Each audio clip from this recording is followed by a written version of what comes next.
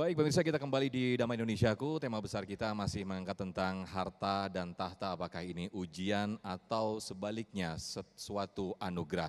Nah, saya beri kesempatan untuk para jamaah yang di sini. Yang pertama saya beri kesempatan Ibu Heni yang insya Allah nanti akan dijawab oleh Ustadz Abdurrahman Jalani Ujai. Silakan.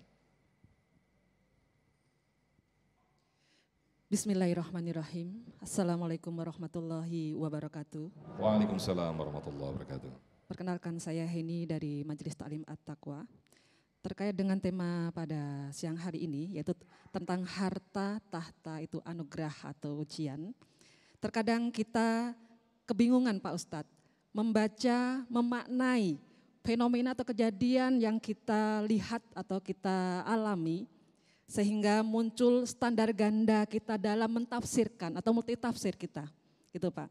Nah, jadi mana yang membedakan kejadian yang disebut dengan anugerah, cobaan, ujian, peringatan, dan juga azab dari Allah Subhanahu wa Ta'ala. Mungkin disertai contoh simpelnya biar kita lebih mudah untuk memahami. Terima kasih. Assalamualaikum warahmatullahi wabarakatuh. Waalaikumsalam, Masya Allah, luar biasa sekali pertanyaannya ini. Ustadz Ujai silakan. Bismillahirrahmanirrahim. Jadi hal yang pertama yang mesti sama kita ketahui bahwa kita bicara secara dua hal dulu ya, anugerah dan juga ujian. Anugerah dan ujian itu mana yang kemudian kita hadapi dalam apa yang kita dapatkan dari Allah Subhanahu wa Ta'ala, itu tergantung kita menjalankannya. Maksudnya bagaimana? Kalau misalkan amanah yang ada pada diri kita, kemudian kita jalankan sesuai dengan perintah Allah Subhanahu wa Ta'ala, lalu nikmat tersebut bermanfaat bukan hanya sekedar buat kita, ya kan, tapi juga orang lain, maka itu yang dinamakan dengan anugerah.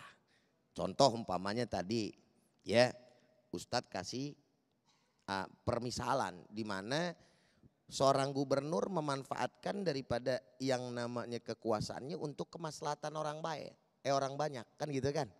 Maka ini namanya berkah insya Allah. Itu pun kalau didasari dengan memang beribadah dan ikhlas kepada Allah Subhanahu wa Ta'ala.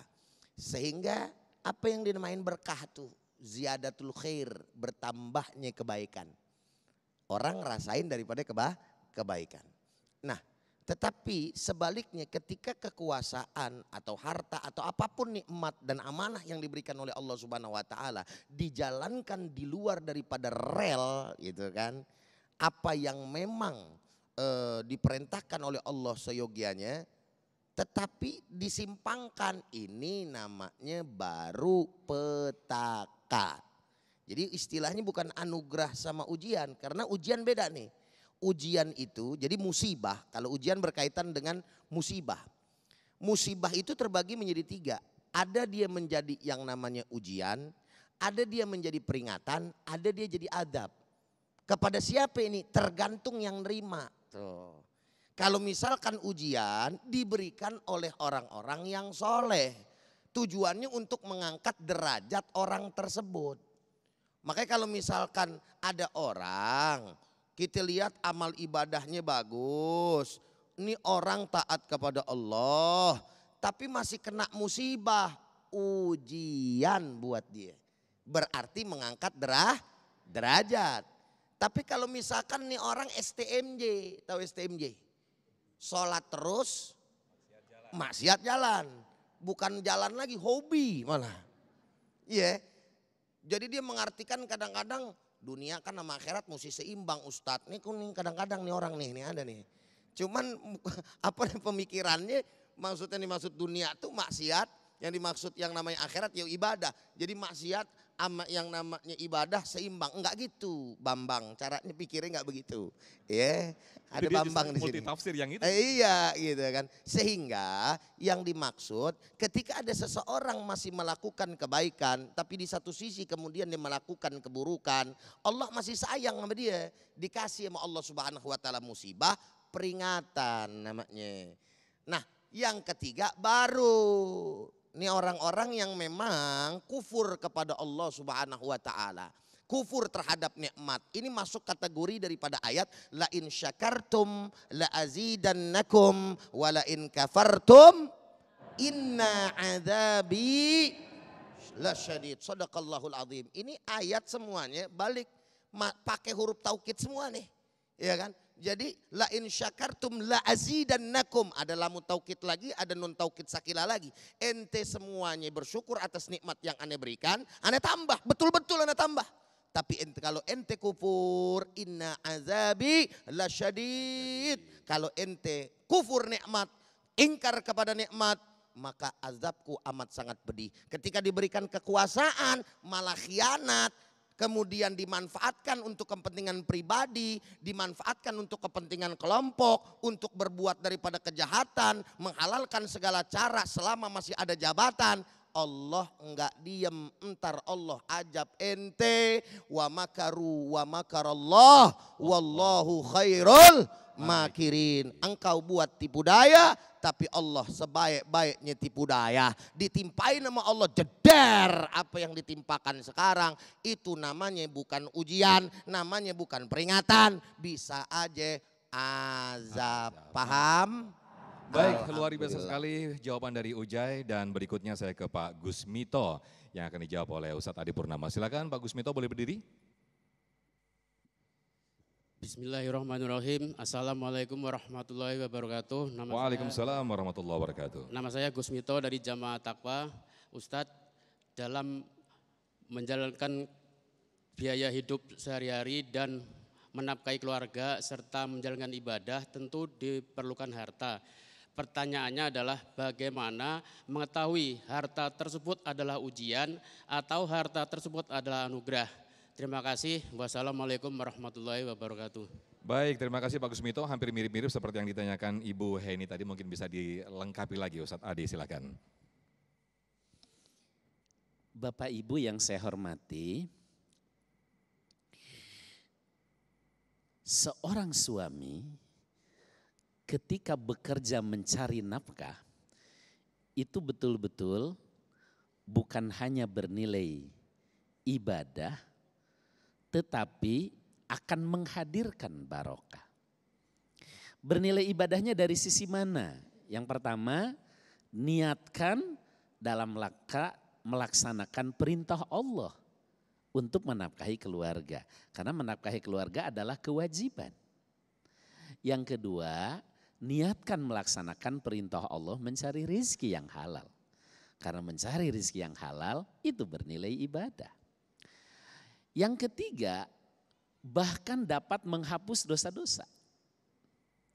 Suatu ketika pulang dari perang Tabuk, kata sahabat, Nabi SAW bertemu dengan Sa'ad, seorang yang tangannya kapalan dan menghitam.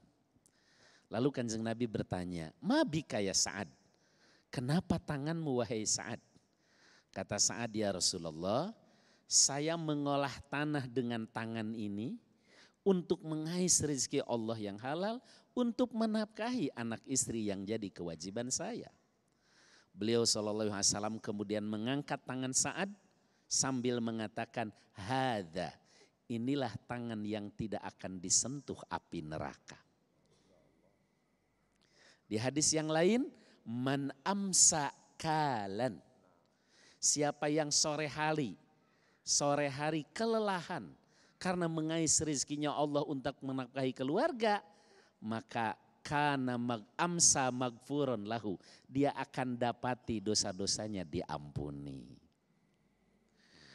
Dilengkapi dalam hadis yang lain sebaliknya, seorang suami yang tidak mau bekerja mencari nafkah, tidak mau menafkahi anak istrinya, dia menumpuk dosa yang dosa itu tidak bisa dihapus dengan sholat, tidak bisa dengan puasa, tidak bisa dengan haji, tidak bisa dengan umroh.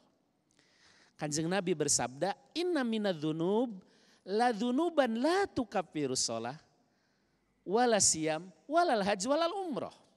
Di antara dosa itu, kata beliau, ada dosa yang tidak bisa dihapus dengan sholat, tidak bisa dengan puasa, tidak bisa dengan haji, tidak bisa dengan umroh. Para sahabat kaget, loh kok ada? Bukankah sholat menghapus dosa? Bahkan dari Jumat ke Jumat ditambah 3 hari. Bukankah puasa menghapus dosa? Man shoma Ramadan imanan wahtisaban ghufira lahu ma taqaddama min dzanbi. Apalagi umroh, apalagi haji. Kenapa ada dosa yang tidak bisa dihapus dengan sholat, puasa, haji, umroh? Dosa apa gerangan wa ma tukaffiruha ya Rasulullah? Bagaimana cara menghapusnya wahai Rasul? Beliau menjawab, dosa seorang ayah, seorang suami yang tidak mau mencari nafkah. Dan penghapusnya adalah al-humum fi talabil ma'isyah. Gigih dalam mengais rezekinya Allah untuk ma'isyah keluarga. Mengapa dosa tidak mau mencari nafkah tidak bisa dihapus dengan sholat, puasa, haji, umroh? Sholat, puasa, haji, umroh itu menghapus dosa-dosa yang urusannya kita dengan Allah. Sedangkan tidak mau cari nafkah, ada hak adami, hak anak istri di sana. Baik. Oleh karena itu belum terjawab yang intinya, Asaf ya. Oleh karena itu seorang suami yang bekerja mengais rezekinya Allah, yang menghapus dosa-dosa, mendapatkan pahala, jelas harta yang didapat betul-betul barokah dan anugerah. Jika tidak, bukan hanya tidak mendapatkan harta, bahkan dia menanggung dosa. Wallahu a'lam bishawab. Baik, berikutnya saya ke Ibu Siti Barokah, langsung diajukan pertanyaannya. Silakan, boleh berdiri Ibu. Assalamualaikum warahmatullahi wabarakatuh. Ya. Pak Kiai, saya mau bertanya, subhanallah, tentang harta dan tahta ini. Setiap orang, siapapun dia, cinta sama harta dan tahta. Yang saya tanyakan, ketika seseorang sudah mencari harta, Allah masih uji dengan kekurangannya. Apakah itu azab atau itu ujian atau itu memang harus sabar, Pak Kiai? Agar tidak tergelincir dengan harta dan tahta, bagaimana caranya? Terima kasih. Baik, luar biasa pertanyaan dari Ibu Siti Barokah, sudah siap-siap menjawab, namun kita jeda terlebih dahulu, Ujai dan Ustadz Adi Purnama. Usai jeda kami akan kembali, tetaplah di Damai Indonesiaku.